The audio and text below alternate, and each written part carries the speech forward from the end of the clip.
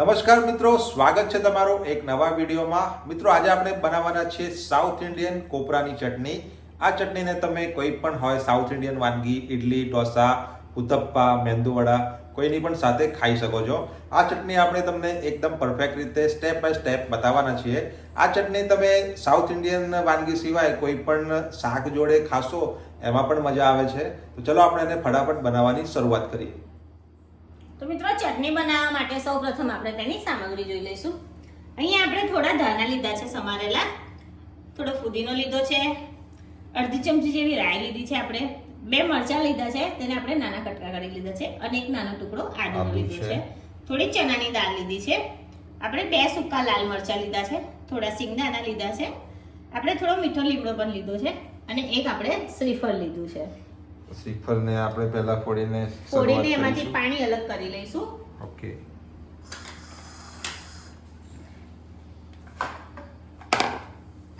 શ્રીફળથી જ શરૂઆત કરીએ. શ્રીફળ ફોડીને. જય માતાજી.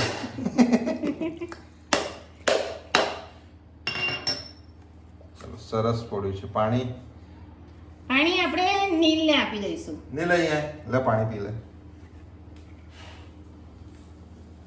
લે બેટા, આ ગ્લાસમાં કાઢી અને પી લેજે. હવે આપણે આમાંથી કોપડાને અલગ કરી લેવાનું છે. તો મિત્રો, અહીં મારા વાઈફને બધા જ નાળિયેરની ઉપરની કાચલી કાઢી આપી છે. બસ આ રીતનું રાખ્યું છે. તો હવે આપણે આ જે ઉપરની છાલ કાઢી એ આપણે એને સમારવાનું છે. ચપ્પાથી કાઢી દેવાની છે ને એને સમારી લેવાનું છે. છાલ આપણે સમારવી જરૂરી છે આ ચટણી માટે.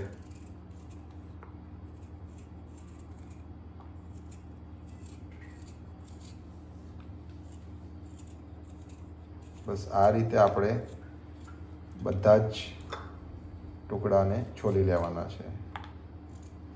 છોલીને નાના નાના ટુકડા કરી લેવાના છે. પહેલા આપણે છોલી લઈએ, પછી એના સમારી લઈશું નાના ટુકડામાં. મિત્રો, અહીંયા આપણે બધા નારિયેળને છોલી લીધા છે, નારિયેળના ટુકડાને. હવે આનો કોઈ ઉપયોગ નથી. તમે ચાહો તો છોડમાં કે કશે ખાતર તરીકે યુઝ કરી શકાય, બીજો કોઈ યુઝ નથી. હા. હવે આપણે એના નાના ટુકડા કરવાના છે, મીડિયમ સાઈઝના નાના. હા, બસ આટલા.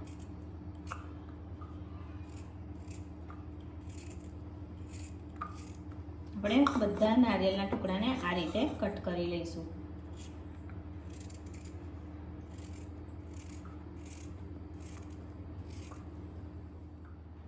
તો અહીંયા આપણે નારિયેળના બધા ટુકડાની છાલને અલગ કરી લીધી છે, છોલી લીધા છે, એના આ રીતના નાના નાના ટુકડા કરી લીધા છે.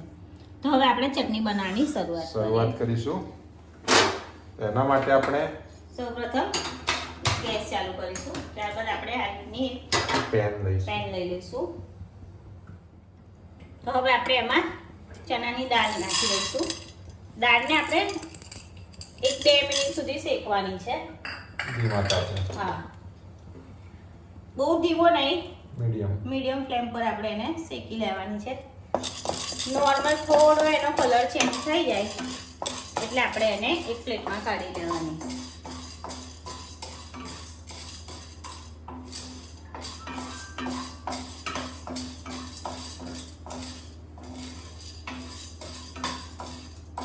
આ રીતે આપણે એને હલાવતા જ રહેવાનું છે.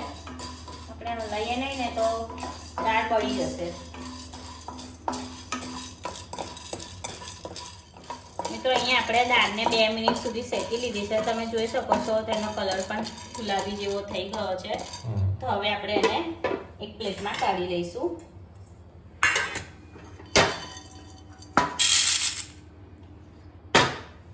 ત્યારબાદ આપણે કઢાઈમાં થોડું તેલ લઈશું, 2 થી 3 ચમચી જેટલું. હવે આપણે એમાં સિંગદાણા એડ કરીશું. આપણે સિંગદાણાને પણ 1 થી 1.5 મિનિટ સુધી શેકી લઈશું.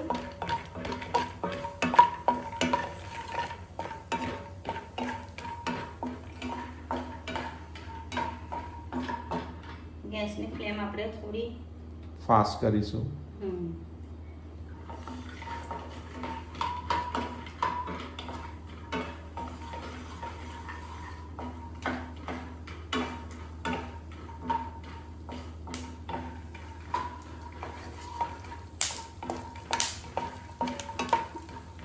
સિંગદાણાનો કલર પણ થોડો જ ચેન્જ થાય એટલે આપણે એની અંદર મરચાંને આદુને એડ કરી લઈશું. સિંગદાણાનો કલર પણ થોડો ચેન્જ થવા લાગ્યો છે. હવે આપણે એમાં આદુ અને મરચાંનો એડ કરી લઈશું. હવે આપણે ફ્લેમ થોડી મીડિયમ પર કરી દીધી છે.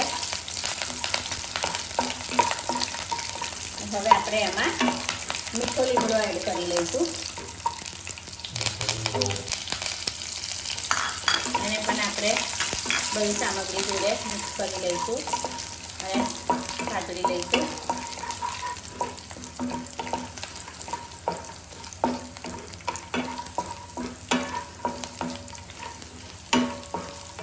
હવે આપણે એમાં શેકેલી દાળને એડ કરી લઈશું. દાળને પણ એમાં એડ કરી દઈશું. હા, મિક્સ કરી લઈશું.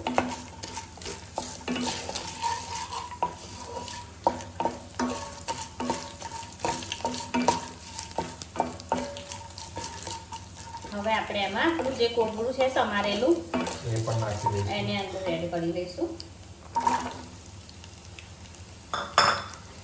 તો આને આપણે આવી રીતે સાતળિયા વગર પણ બનાવી શકીએ, પણ સાતળિયા વગર બનાવીએ એના કરતાં આપણે આ રીતે સાતળીને બનાવીએ અને એનો ટેસ્ટ ખૂબ જ અલગ હોય છે. અલગ અને બહુ સરસ. હા, સરસ પણ લાગે અને આપણે સેમ જે આપણે સાઉથ ઇન્ડિયનની આપણે હોટલમાં કે લારી ઉપર જે ખાવા જતા હોઈએ ત્યાંનો જેવો ટેસ્ટ હોય એવો ટેસ્ટ લાગે છે ચટણીનો. જો તમારે ઉતાવળ હોય કેવું ફટાફટ બનાવી હોય ઘરે તો એ રીતે સિમ્પલ બનાવી શકો છો. હા, પણ ઉતાવળ હોય તો પણ આ રીતે બનાવો તો આમાં પણ કંઈ એટલી વાર નથી લાગતી. એટલે મને ત્યાં સુધી આ રીતે બનાવે તે જ સારું રહે.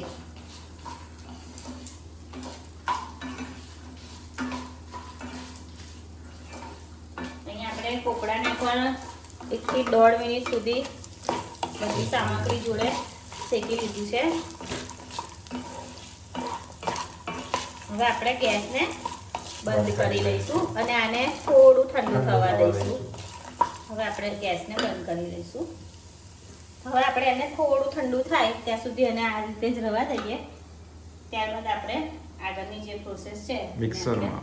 હા, ચાલુ કરીશું. આપણે એને આ રીતે જ ઠંડુ થવા દઈએ. મિત્રો, અહીંયા આપણી જે સાતળેલી બધી સામગ્રી હતી એને આપણે ઠંડી કરવા મૂકી હતી. ઠંડી થઈ ગઈ છે તો હવે આપણે એને એક મિક્સર જારમાં કાઢી લઈશું. આપણે બધી સામગ્રીને મિક્સર જારમાં કાઢી લઈએ.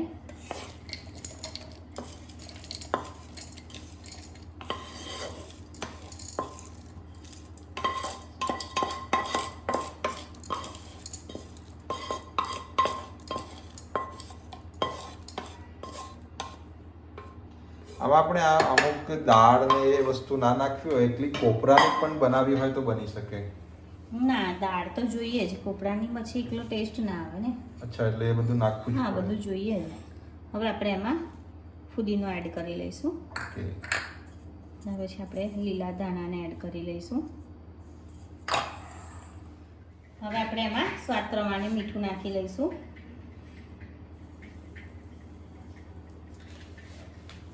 ત્યારબાદ આપણે થોડું પાણી એડ કરીશું. ચટણી આપણને કઈ રીતની જોઈએ છે એ પ્રમાણે. અહીં આપણે થોડું પાણી એડ કર્યું છે. એકવાર આપણે એને પીસી લઈએ પછી લાગે ઓછું છે તો ફરી આપણે એડ કરી લઈશું.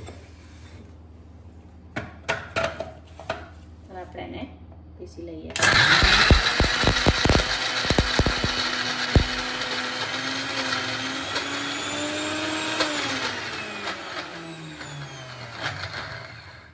પાણીની જરૂર હોય એવું લાગી રહ્યું છે.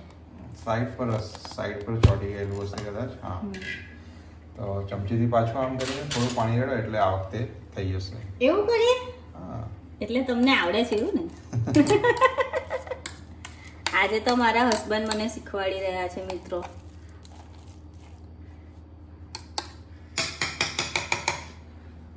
બહુ જબરજસ્ત સુગંધ આવે છે સિંગદાણા ને. ફરી થોડું પાણી આપણે એડ કરી લીધું. હવે ઢાંકણ બંધ કરી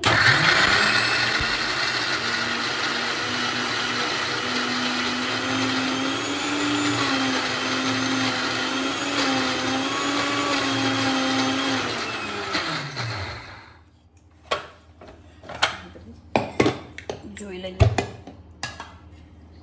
તો પીસાઈ જ ગઈ છે, પણ આજુબાજુ જે દાળ ચોટેલી હતી એ થોડી આખી છે અને થોડી જાડી પણ લાગે છે ચટણી. તો આપણે પાણી એડ કરી દઈએ. થોડું કરીને આપણું પાણી અડધું ગ્લાસ જેવું અડધા ગ્લાસ જેવું પાણી અડધા વપરાય. ગ્લાસ જેવું પાણી યુઝ થયું છે. હવે આ તમે મિત્રો આ રીતે જ કરવી સારી, એક સાથે પાણી રેડ્યા કરતા. હા, કોઈ પણ વસ્તુ તમે પીસો પણ આપણે થોડું પાણી રેડીને જ પીસીએ ને એ જ સારું રહે.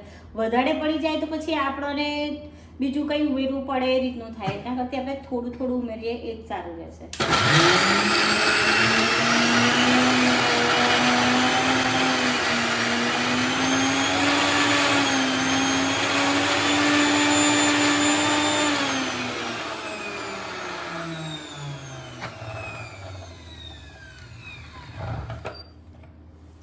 આપણી ચટણી તૈયાર છે એકદમ આપણી ચટણી તૈયાર છે. પરફેક્ટ. કલર પણ બહાર જેવો જ આવ્યો છે, સ્મેલ પણ બહાર જેવી જાય છે. હવે આ ચટણીને આપણે આ રીતના એક બાઉલમાં કાઢી લઈશું. મિત્રો તમે જોઈ શકો છો એનો કલર તો ખૂબ જ સરસ આવ્યો છે. બહાર જે રીતનો હોય છે કલર ચટણીનો એ જ રીતનો આવ્યો છે. મેઈન વસ્તુ આ ઘરે બનાવી છે આપણે. હા, બધી ઘરની વસ્તુ છે.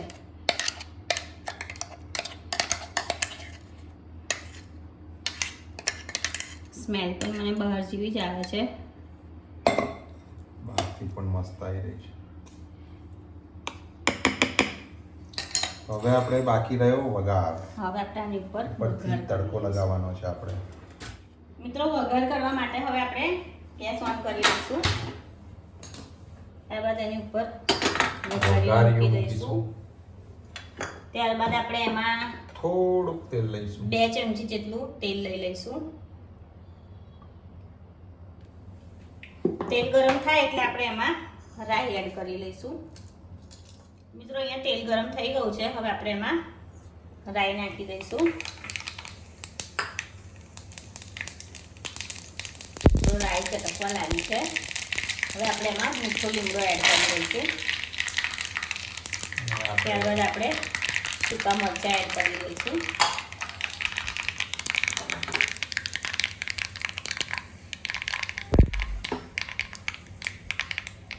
રાઈ બધી સારી રીતે ફૂટી ગઈ છે. હવે આપણે ગેસને બંધ કરી આપણો આ વઘાર છે એને આપણે ચટણી ઉપર નાખી દઈશું.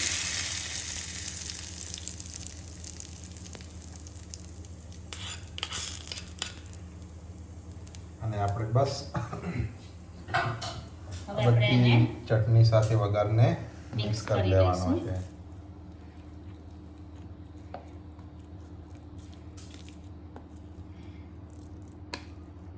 આ રીતે આપણે ચટણી સાથે વઘારને મિક્સ કરી લઈશું.